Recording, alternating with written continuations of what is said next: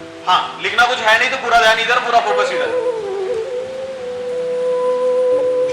Law, बायोट-सवार्ट law क्या कहता है? बायोट-सवार्ट लॉ कहता है कि अगर कोई कंडक्टर में से, अगर ये मान के चलो मेरा कंडक्टर है, what the बायोट-सवार्ट law said that, कि अगर मान के चलिए कि कोई कंडक्टर में से करंट जा रहा है, तो ये करंट अगर मान लो आई जा रहा है, ठीक, तो ये आई कितनी मैग्नेटिक फील्ड बनाता है, ये बनाने का काम बायोट-सवार्ट लॉ करता है। कितना मैग्नेटिक फील्ड बनाएगा? अब जो मैग्नेटिक फील्ड बनाएगा वो तो कौन सी किस किस चीजों की वजह से बनाएगा, वो भी चीज बायोट-सवार्ट लॉ बताता है। सो व्हाट, कि जैसे ही आपने एक कंडक्टर कंसीडर कर दिया तो कंडक्टर में से करंट जा रहा है, कोई भी डायरेक्शन से करंट जाएगा, तो ये डायरेक्शन से करंट जा रहा है, तो मैग्नेटिक फील्ड जो बनेगी, तो मैग्नेटिक फील्ड कुछ ऐसे बनेगी according to the right hand rule. ठीक है, तो हमारा राइट हैंड रूल तो यही कहता है, this thumb indicate the direction of current and while the curled finger indicate the direction of magnetic field. ये कॉर्ड फिंगर क्या इंडिकेट करता है? Direction of magnetic field. तो करंट देख नीचे से अगर ऊपर जा रहा है, एग्जांपल के तौर पे अगर हम लोग यहां देखो तो यहां करंट नीचे से ऊपर जा रहा है, तो मैग्नेटिक फील्ड कुछ ऐसे बन रही है। क्लियर? इसी को मैं उल्टा कर दूं ऐसे, तो मैग्नेटिक फील्ड का direction, this cord finger indicate the direction of magnetic field and this is the production of magnetic field. ये ऐसे। क्लियर? आप चाहे ऐसे ले लो चाहे ऐसे ले लो, बात आपकी एक ही होगी। ठीक है, चलिए, I is a current flowing through the conductor।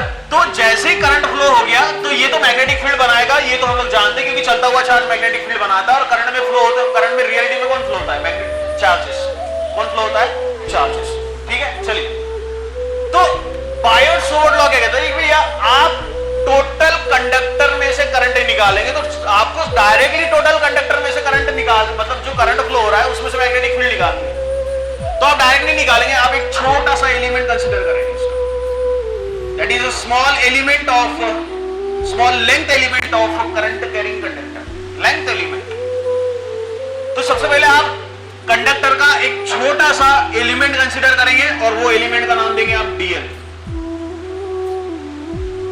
तो करंट यहां से फ्लो हो रहा है, तो करंट में से, करंट की वजह से मैग्नेटिक फील्ड बनेगी, तो टोटल मैग्नेटिक फील्ड कितनी बनेगी, तो आप उसको डायरेक्ट कैलकुलेट नहीं करेंगे, तो पहले सबसे पहले आप इनिशियली क्या करेंगे भैया, एक छोटा सा एलिमेंट कंसीडर करेंगे of current carrying conductor, small element. और स्मॉल एलिमेंट किसका? Length element of current carrying conductor. तो एक आपने स्मॉल एलिमेंट कंसीडर कर लिया, अब मेरे को मैग्नेटिक फील्ड निकालना है, तो मैग्नेटिक फील्ड, अब देख करंट ऊपर की डायरेक्शन जा रहा है, तो मैग्नेटिक फील्ड कुछ ऐसे बनती हुई जाएगी, तो ऐसे बनती हुई जा रही है, तो मान के चल कि यहां एक पॉइंट कंसीडर कर लिया, तो वेयर पॉइंट पी, तो ये पॉइंट पी पे कितनी मैग्नेटिक फील्ड बनी due to small element of current carrying conductor, तो पहले हम लोग ये ले लें।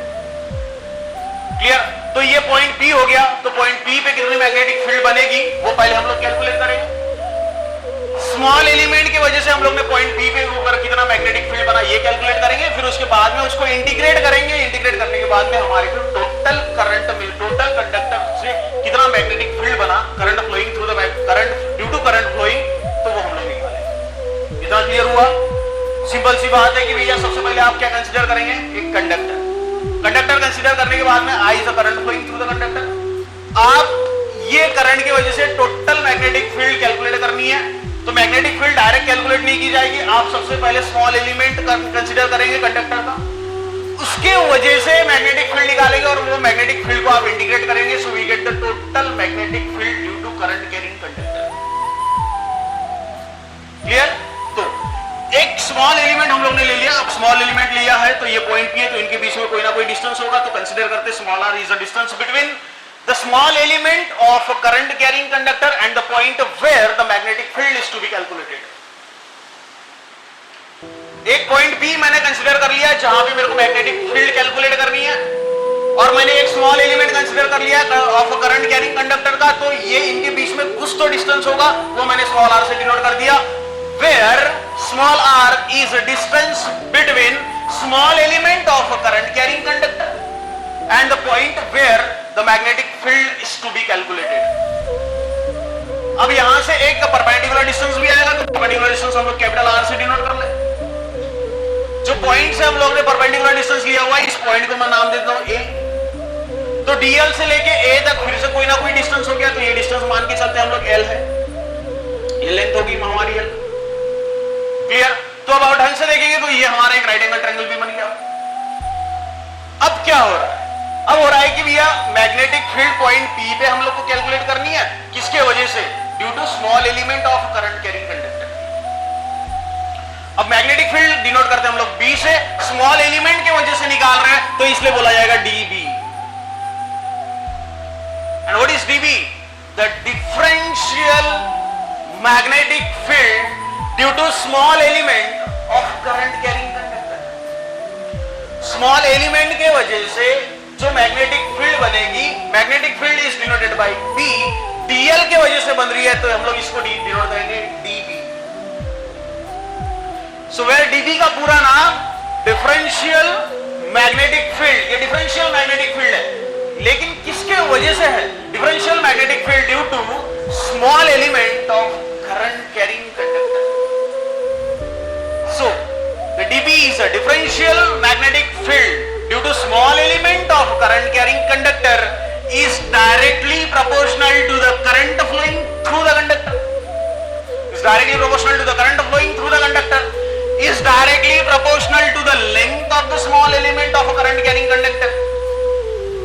और यहां इनके बीच में कुछ तो एक एंगल बना हुआ है, so angle again this is theta, मान के चलता है थीटा एंगल है। The differential magnetic field due to small element of current carrying conductor is directly proportional to the current flowing through the conductor, is also directly proportional to the length of the small element of current carrying conductor, again is directly proportional to the sine of theta, where theta is angle between the length, where theta is angle between the small element of current carrying conductor and the point where the magnetic field is to be calculated. And it is inversely proportional to the square of distance between small element of current carrying conductor and the point where the magnetic field is to be calculated. देखने में थोड़ा बड़ा है और बोलने में भी थोड़ा बड़ा है, तो लिखने में भी बहुत बड़ा होगा, तो डरने की जरूरत नहीं है, बस कंसेप्चुअल ध्यान में रखो। Biot-Savart law. So what is the Biot-Savart law? dB, differential magnetic field.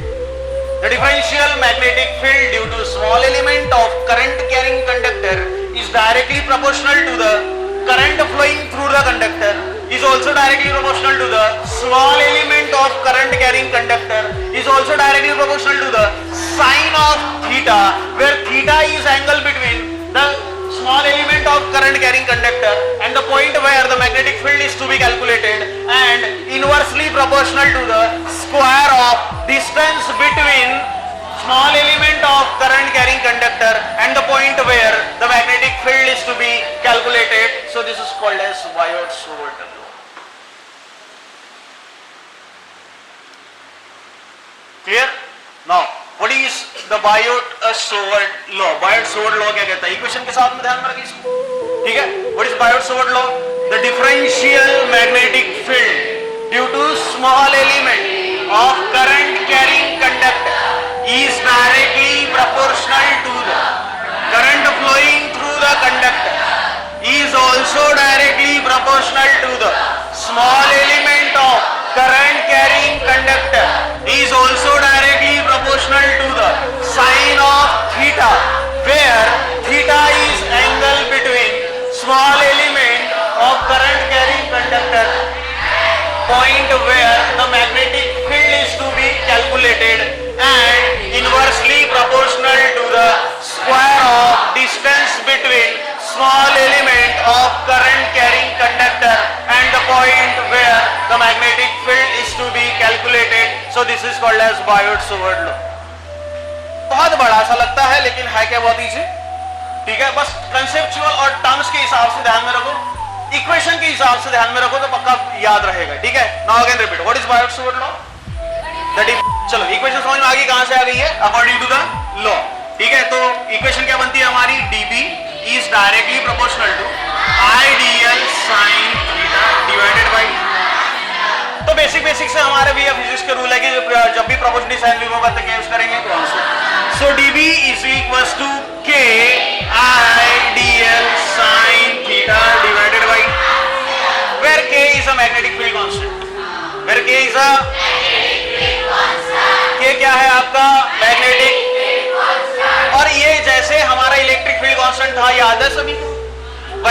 है मैग्नेटिक फील्ड कांस्टेंट, तो इलेक्ट्रिक फील्ड कांस्टेंट का वैल्यू होता है 1/4πε0। तो वैसे ही k का वैल्यू होता है म्यू नॉट डिवाइडेड बाय 4π। कितना होता है? कितना होता है? Mu not divided by, again mu not का फिर से वैल्यू होता है 4π इंटू 10⁻⁻7। कितना होता है? 4π इंटू 10⁻। इसका यूनिट होता है tesla metre divided by ampere. क्या यूनिट होता है? Tesla metre divided by, pronunciation सही से करो, टेस्ला नॉट टकला। So this is tesla metre divided by ampere, tesla metre divided by, और इसका और में weber per metre square, weber per. So this is the value for, that is mu naught 4π into 10⁻⁻7 Tesla metre पर ampere और weber पर। चलिए, तो k और k कितना होता है? Mu not divided by, mu not divided by, और म्यू नॉट कितना होता है? 4π इंटू। चलिए दोनों इक्वेशन यहां पुट करते हैं। देख इक्वेशन dB का, तो dB इज इक्वल टू, देख k की जगह क्या? म्यू नॉट डिवाइडेड बाय 4π, तो आ गया तेरा mu not divided by 4π ideal sine theta divided by, again mu not कितना होता है? तो देख अगले यहाँ पे 4π into 10⁻⁻7 divided by 4π ideal sine theta divided by, ideal sine theta divided by, क्या यहाँ से 4π गायब हुआ? ठीक है, 10⁻⁻7 को इधर रख लेता हूं। तो देख मेरी final equation for the Biot Savart law. So now dB is equals to I D L sine theta divided by into 10⁻⁻, unit क्या रहेगा इसका? टेस्ला। यूनिट क्या रहेगा इसका? Ganpati Bappa. So this is the final equation for Biot Savart. समझा गया रे?